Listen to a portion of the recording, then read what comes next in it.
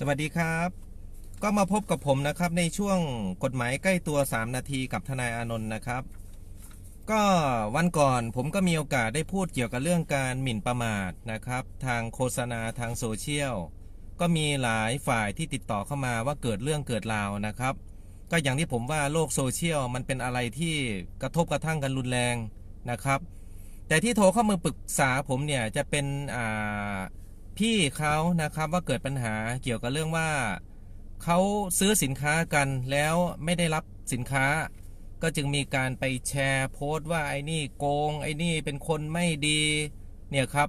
แล้วก็อาจจะมีการแจ้งความกันกลับเกี่ยวกับเรื่องการหมิ่นประมาทอีกฝ่ายหนึ่งก็ติดต่อเข้ามานะครับพี่หลิวจากหนังสือพิมพ์ไทยรัฐทีวีนะครับจากไทยรัฐทีวีก็ประสานผมเข้ามาว่าอานนท์พี่มีเคสร้องเรียนเข้ามาเยอะมากนะครับว่ามีการไปแชร์ข้อความนี่แหละข้อความก็ไม่รู้ความจริงหรอกว่าเขาโกงกันจริงไม่จริงไปยืมเงินกันแล้วไม่จ่ายมีการไปโพสต์ด่าโพสต์ประจานกันแล้วก็ไปแชร์สุดท้ายมีหมายเรียกของตำรวจเรียกมาให้ไปพบพนักงานสอบสวนในส่วนนี้จริงๆผมก็อยากให้ข้อมูลให้ความรู้กันสักนิดนึงนะครับอาจจะด้วยความรู้เท่าไม่ถึงการที่ผมเคยย้ำนักย้ำหนาว่าใครโพสต์อะไรอย่าไปแชร์ใครโพสต์อะไรนี่ดูให้ดีอย่าไปมั่วไม่ใช่เห็นว่าเอามันอย่างเดียวใครโพสต์มาแชร์แหลกทีนี้พอเกิดปัญหาไม่คุ้มนอนอยู่บ้านวันดีคืนดีตำรวจมีหมายเรียกมานะตัวเองจะตกเป็นผู้ต้องหาโดยที่ตัวเองไม่รู้เรื่องจะไปอ้างว่าผมไม่รู้ว่าเขาเป็นความจริงไหมผมพูดความจริงผมผิดเหรอผมหมิ่นประมาทเหรอแล้วคุณรู้ได้ยังไงล่ะครับว่าเป็นความจริงไม่ใช่ความจริงเขาโกงกันคุณรู้ไหมเขาซื้อสินค้าแล้วเขาไม่ได้รับสินค้าคุณรู้เหรอว่าเขาโกงกันจริงๆหรือใครโกงใคร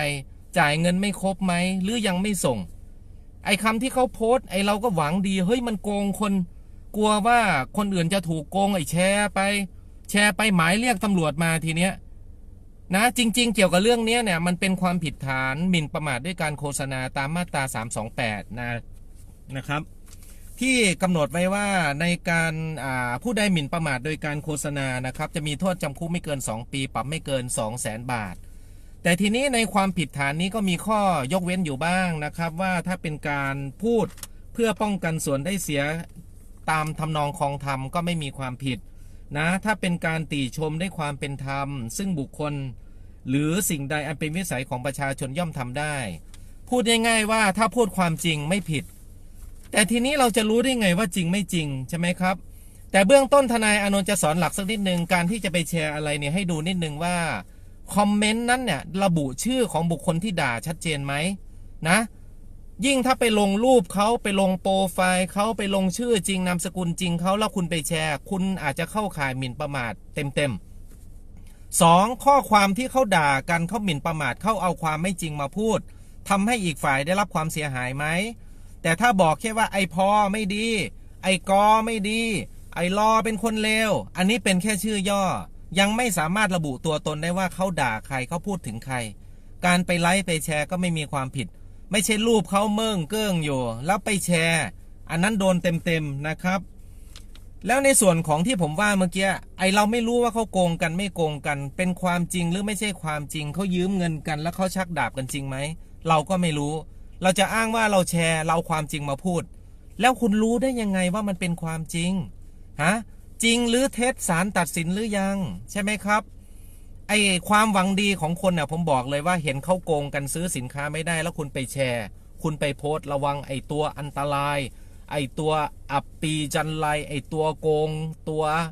มหันตภัยอะไรเนี่ยอย่าไปแชร์เด็ดขาดนะอย่าไปเอ่ยชื่อเขาอย่าไปลงรูปเขาน่าศาลตัดสินหรือยังถ้าคุณบอกคุณพูดความจริงป้องกันส่วนได้เสียของสังคมความจริงไหมเขาโกงกันจริงไหมความจริงมันยุติหรือยังนะครับอย่าไปแชร์มันมีฎีกาที่บอกเลยนะครับฎีกาที่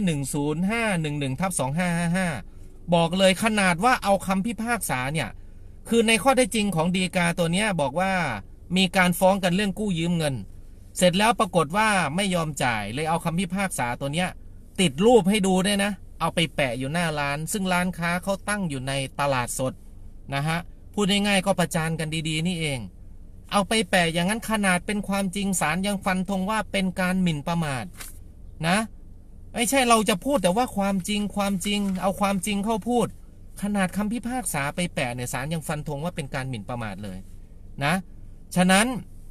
แต่ถ้าเราพูดเตือนคนอื่นด้วยความเป็นธรรมว่าไอ้คนนี้น่าจะมีพฤติการนะให้ระมัดระวังนิดนึงว่าเพื่อนหลายคนซื้อสินค้าแล้วมีปัญหาอะไรประมาณเนี้ยก็ยังถือว่าไม่ได้ไปด่าไปยืนยันข้อเท็จจริงไม่ได้ไปฟันธงว่าเขาเป็นคนโกงคนชั่วคนไม่ดี